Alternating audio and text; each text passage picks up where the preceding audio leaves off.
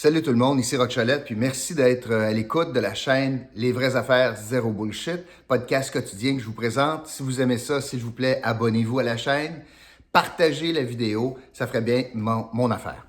Premièrement, je vais vous parler deux fois aujourd'hui. Je vais vous parler après le point de presse de Geneviève Guilbeault concernant le couvre-feu. On aura des détails à 13h aujourd'hui. Je serai de retour pour vous parler de cela. Mais tout d'abord, je veux vous parler d'une excellente nouvelle ce matin. Je compte les dodos et je pense que je ne suis pas le seul. On compte les dodos? Ben oui. 13 petits jours et Donald sera parti. Évidemment, je vais vous parler de ce qui s'est passé aux États-Unis hier. C'est quand même majeur, prévisible, mais majeur. J'ai pas mal de choses à vous dire là-dessus aujourd'hui. Résumons les faits, là. C'est pas très compliqué. Le Congrès votait hier pour reconnaître les résultats de l'élection, de la victoire de M. Biden. Victoire massive, incontestable, c'est ça. Elle a été contestée, mais elle n'est pas contestable. Les tribunaux ont dit que c'était correct, qu'il n'y avait pas d'irrégularité qui méritait là, de changer le résultat. 7 millions de votes d'avance, etc., etc. Hier, c'était dans le fond une formalité au Congrès. Et dans la journée, avant que ça se passe, le président Trump a décidé de s'adresser à des partisans. Il les a chauffés à bloc, il les a pompés, il les a mis en tabarnouche, il les a montés comme on monte une foule en campagne électorale, puis c'est rah rah rah, yes we can, et ça a donné ce que ça a donné. Le Capitole a été assiégé, a été pris d'assaut, a été vandalisé. On a pénétré à l'intérieur de cette enceinte le bastion de la démocratie américaine. On a perturbé les travaux. On a saccagé des fenêtres, des bureaux et on a fait peur. On a montré à la face du monde le côté très sombre des Américains qui sont les disciples de la secte Trump. Est-ce que c'était prévisible? Je pense que oui. Je pense qu'on arrive vers la fin du Trump Show qui dure maintenant depuis 4 ans. On arrive donc à l'étape juste avant une étape finale qui aura lieu le 20, la passation des pouvoirs, la sermentation de M. Biden. Est-ce qu'il y aura d'autres coups d'éclat le 20? J'espère que non. Alors, je m'avance prudemment pour dire que c'était l'acte final. Mais c'est un morceau important, ce qui s'est passé hier. Et hier, on a vu donc des gens, supporters de Trump, pas accepter le verdict électoral, encouragés puis inspirés par la position du président américain qui, lui, refusait de reconnaître le verdict électoral. Je crois que dans la nuit, il a dit « bon, mais ça se termine, puis je finis mon règne ». Mais jusqu'à hier, puis même pendant l'assaut et le saccage, il n'était pas prêt à dire qu'il concédait la victoire. Le président Trump va avoir été un président de division, un président dogmatique, prônant la suprématie blanche, la suprématie des Américains à la face du monde,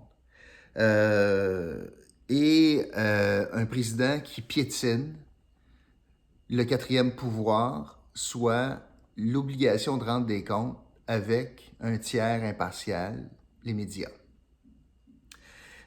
C'est un président qui a polarisé et qui laisse les Américains et l'Amérique divisés, déchirés, à feu et à sang, en colère, démunis, face aux défis que l'on connaît aujourd'hui, avec une influence mondiale affaiblie et avec des alliés et des relations d'alliés plus précaires. Euh, Hier, Donald Trump a incité dans son discours, de façon à peine voilée, un coup d'État. Il a incité, il n'a pas dit aller casser des fenêtres, mais il n'avait pas besoin de le dire. C'est ça que ça voulait dire. En sachant très bien que ça ne changera rien au résultat, mais pour montrer encore une fois que, comme chef de la meute, de sa secte, il a une emprise, il est capable de faire les coups les plus bas. Lorsque le président dit, même au plus fort de la crise, après que le président élu Biden demande à M.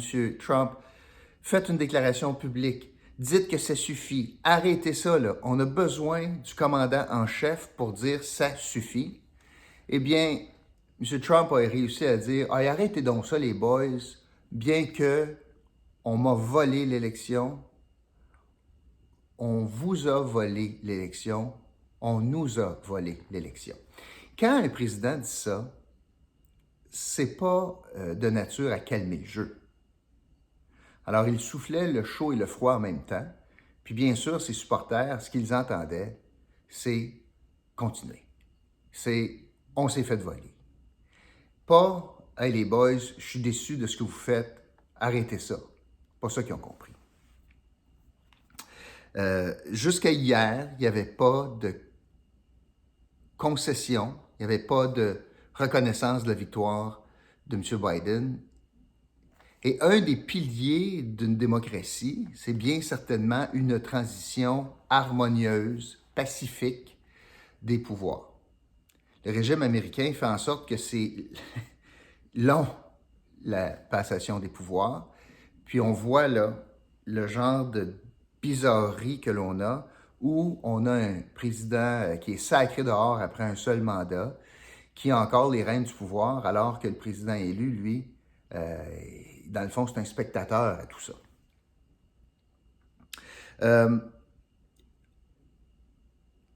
On a toujours connu, et encore plus, les États-Unis comme les donneurs de leçons.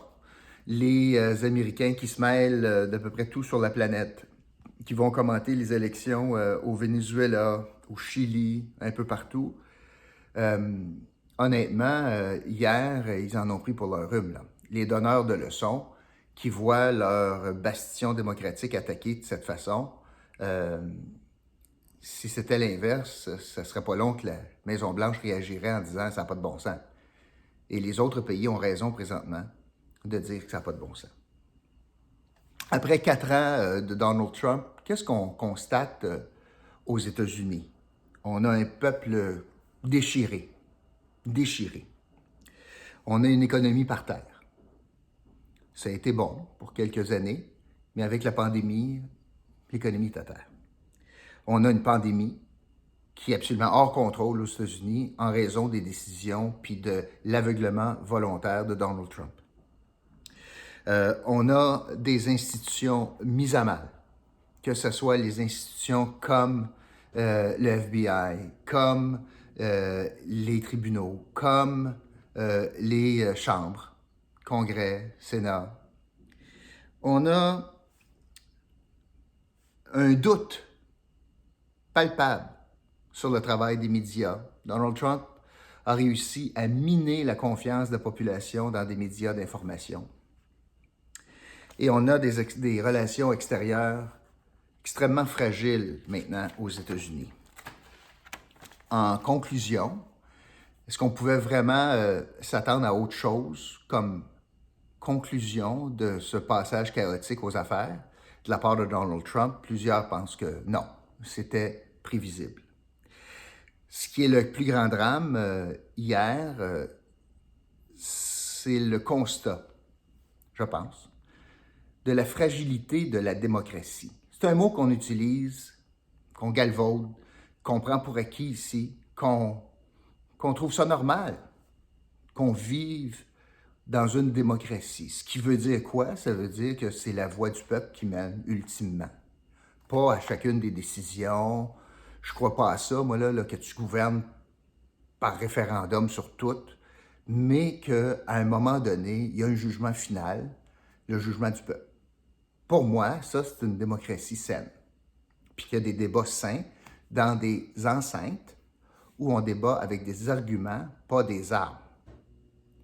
Hier, on a vu que la démocratie était très, très, très fragile, même dans un grand pays comme les États-Unis, pas une république de bananes. Et j'ai fait la liste de 7 actions qu'on peut prendre, qu'on peut utiliser, qu'on peut faire pour fragiliser la démocratie, pour la détruire. Vous allez voir que dans ces 7 actions-là, les États-Unis, ils se classent très bien. Donald Trump se classe très bien. Donald Trump a contribué à cela. 1. Alors, qu'est-ce qu'il faut faire pour détruire, pour fragiliser, pour anéantir une démocratie? Attaque tes institutions. Dis que ça n'a pas de bon sens ce qui se passe au Congrès, dans une chambre. 2. Attaque le processus électoral. Reconnais pas l'élection. Reconnais pas le résultat de l'élection. Dis que c'est frauduleux. Accepte pas le verdict populaire. Dis, c'est moi qui ai le pas dans la parade, pas le monde. 3. Attaque les médias. Ce qu'ils rapportent, c'est pas vrai. C'est de la bullshit. Fake news. Vous allez reconnaître que ce discours-là n'est pas très loin de nous ici à Gatineau. Et je pense notamment au discours de la Maison du citoyen. Attise, comme ce 4e point, attise la haine et les préjugés. Attise ce goût de secte, de séparation, de division. Encourage ça. Souffle sur les braises de l'intolérance. Tu vas avoir beaucoup de succès dans la destruction de ta démocratie. Propose des solutions sectaires. Arrive avec des solutions faciles, prêtes à manger, du easy food pour les plus dogmatiques. Ils vont croire en toi. 6e, vois du bon dans la désobéissance civile. Quand le président des États-Unis, dans les émeutes de Black Lives Matter, dit « il y a du bon monde, ces deux bords ». Quand hier, il dit aux voyous, aux criminels, aux gens qui attaquent le bastion de la démocratie, quand il leur dit à la caméra, en pleine crise, « Je vous aime ». Ça, c'est reconnaître qu'il y a du bon dans la désobéissance civile. Puis finalement, quand en bout de piste, après que tout est fait, tout est dit, un président décide de gracier des criminels, bien là, tu as le cocktail Molotov des 7 actions pour miner la véritable démocratie dans un pays. Et honnêtement, Donald Trump est un artisan hors pair dans chacune de ces actions-là. Il va avoir laissé un pays divisé, en chaos.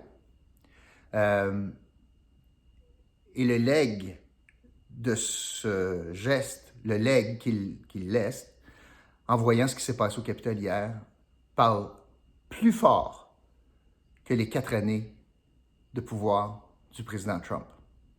Reste à voir maintenant quels seront ses gestes d'ici le 20 et surtout, lors du passation des pouvoirs, quel sera le rôle qu'il jouera. Fidèle à lui-même, il va avoir un coup d'éclat parce qu'au final, pendant 4 ans, c'était le Trump Show. Merci beaucoup tout le monde d'avoir été là. Je vous retrouve un peu plus tard, puis on va parler de confinement, mais surtout de couvre-feu imposé aux Québécois à partir de samedi. Tous les détails avec Geneviève Guilbeault, 13h aujourd'hui. Je reviendrai vous donner mes commentaires là-dessus. Si vous aimez, s'il vous plaît, partagez la vidéo. Merci d'avoir été là. Je vous rappelle, les vraies affaires, zéro bullshit sur la chaîne YouTube. Merci beaucoup tout le monde. À plus tard.